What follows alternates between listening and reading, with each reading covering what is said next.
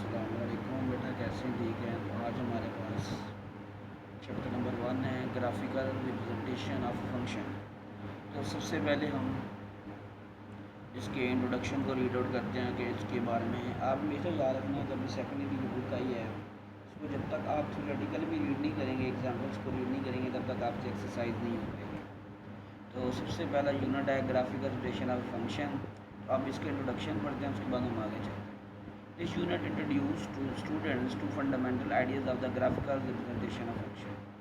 इससे हमें क्या मिलेगा कि स्टूडेंट एक ग्राफिक फंक्शन की ग्राफिकल रिप्रेजेंटेशन के बारे में जान लेंगे और इस काबिल हो जाएंगे कि वो किस तरह इस ग्राफ को विजुअलाइज कर सकते हैं और किस तरह उसकी मैथमेटिकल रिलेशन डेवलप कर सकते हैं। Student begin by learning how to draw the graph using factor form and how to predict equation from the given graph. किस तरह हम कहते हैं जी ग्राफ को किस तरह हम ड्रॉ कर सकते हैं फैक्टर मेथड की मदद से, और किस तरह हम ग्राफ की मदद से इक्वेशन बना सकते हैं, पार्टिकुलरली फॉर क्वाड्रेटिक फंक्शन। ये किसके लिए? क्वाड्रेटिक फंक्शन के लिए। The unit further develop understanding by the classifying function to algebraic function और ट्रांसेंडेंटल फंक्शन। कुछ ऐसे फंक्शन है जो अलजेब्रिक्स होते हैं, कुछ ऐसे होते हैं जो ट्रांसेंडेंट। ये आगे जाकर हम पढ़ेंगे इस टाइप के। Follow by detail study of the importance transcendental function such है trigonometric function, inverse trigonometric function, hyperbolic है, लॉगरिथम है and exponential function. Emphasize plays on understanding logarithm. They also explore the exponential function and their application, including compound interest and learn to solve related equation and inequalities. The graph of all the set function will be discussed in the particular graph. Behavior of exponential function, logarithmic function will be studied in details. इसमें हम पढ़ेंगे कि exponential function और logarithmic function का graph कैसे होगा और उसकी स्टडी कैसे। The unit cover the graph of the inverse function and graphical transformation including shifting and scaling. किस तरह हम शिफ्ट और स्केल की मदद से अपना ग्राफ को शिफ्ट एक पॉइंट से दूसरे पॉइंट शिफ्ट कर सकते हैं। Unit covering the graph of the inverse function and graphical transformation including shift and scaling. Overall this unit equip students with the both analytical and graphical skills necessary for higher level mathematics and practical problem solving. तो सबसे पहला हम पढ़ेंगे graph of the quadratic function using factor. आपने बेटा ये quadratic function होता है, इसकी जनरल फॉर्मेशन हमें याद रख लेनी है। वो इक्वल होती है वाई इज इक्वल टू, जो नीचे method to sketch the graph a into x minus h into x minus k. ये एच क्या होगा? के से लेस होगा, तभी ये ग्राफ होगा। इफ एच लेस देन के, दो केस बनेंगे तो x इज इक्वल टू क्या आ जाएगा? एच और y, और x इक्वल टू क्या आएगा? के है। तो x की वैल्यू क्या होगी? एच प्लस के और 2। जो x की वैल्यू आएगी उसी को हम फंक्शन में पुट करेंगे और y की वैल्यू हम निकालेंगे। कहते हैं जी इफ़ ए ग्रेटर दैन 0। हमने फर्स्ट ईयर में पढ़ा था, अगर हमारे पास क्वाड्रेटिक फंक्शन के अंदर लीडिंग कोएफिशिएंट ए जो है पॉजिटिव हो जाएगा, उसको हम कहते थे कि उसका जो वैल्यू होगी वो मिनिमम आएगी। अगर लेस देन हो जाए तो वो मैक्सिमम आएगी। लेकिन अगर ग्रेटर देन का मतलब है कि वो पॉजिटिव इन्फिनिटी की तरफ मूव करेगा, और लेस देन का मतलब वो माइनस इन्फिनिटी जाएगी। This statement the graph behave the same way on both ends, left and right.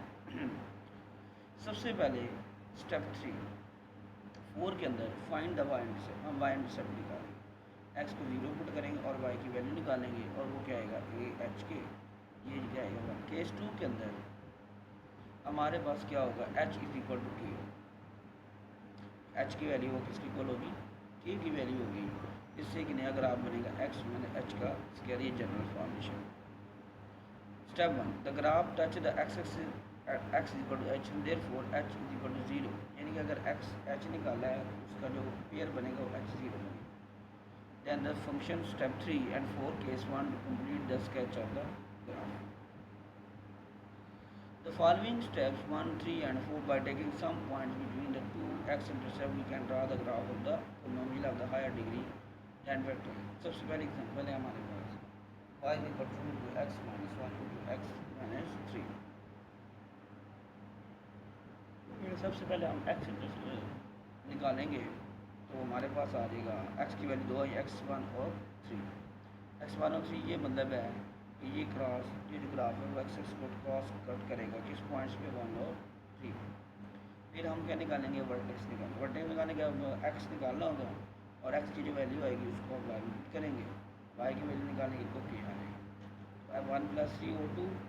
ये हमने एच प्लस के ओ टू कंसेप्ट यूज़ किया फिर उसी की वैल्यू को उठा के हमने फंक्शन के अंदर पुट कर दिया और हमने वाई की वैल्यू निकाली। वो क्या आई है -2। ठीक है तो ये आपके पास आ गया वर्टेक्स। एक्स और वाई यहाँ पे क्या होगा वर्टेक्स होगा।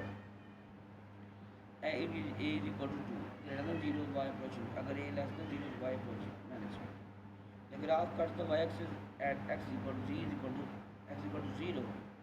अगर x 0 हो जाए y इंटरसेप्ट के लिए तो आंसर आएगा 6। Using the intercept and vertex we can sketch the graph of the parabola. फिर हम आसानी से इसका पैराबोला ड्रॉ कर सकते हैं। ये देखो x कट कर रहा है y एक्सिस में 6 पे कट कर रहा है और ये आपके पास क्या आ गया पैराबोलिक शेप।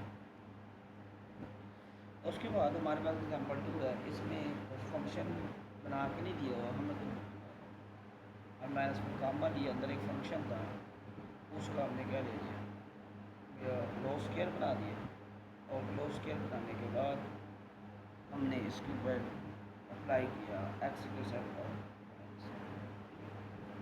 हमने यहाँ पर एक्स की वैल्यू को आ गई एक्स इक्वल टू 1 और x equal to. Next step के अंदर function of the form a में एक्स एच के साथ वो फंक्शन एच ऑफ के क्या होगा ठीक है माइन लेस देन 0 तो वाई अपॉन माइनस फिफ्टी करेगा। तो हमने एक्स को 0 कर दिया वाई हमारे पास क्या आ गया -1। इस तरह हम इस ग्राफ को ड्रा कर लेंगे। याद रखिएगा इसका ग्राफ एक्स एक्स एक पॉइंट कट करेगा और वाई का ये और इस तरह ये ग्राफ कि ये लेस देन है इसलिए अपवर्ड से मैक्सिमम वैल्यू हाई पे होगी और ये आंसर। ठीक है।